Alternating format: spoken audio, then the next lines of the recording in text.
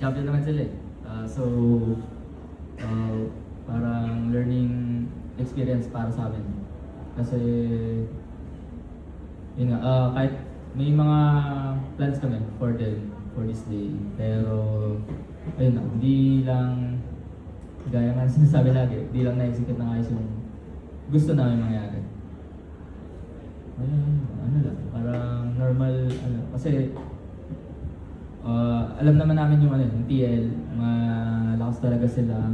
Yung strength nila dun sa galing nila sa reaction sa mapa. Lalo na yung si Curtis. So, yun nga, props na rin sa ano. Mas maganda yung ginawa nila ngayon for this day, pero bawi kami sa kanila next week. Shaky, tas maganda, tapos medyo kailangan na namin adjustment dito sa last week.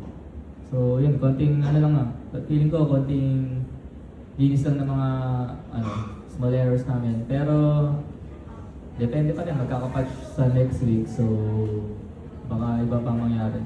Baka may mga, depende pa sa mga adjustments namin sa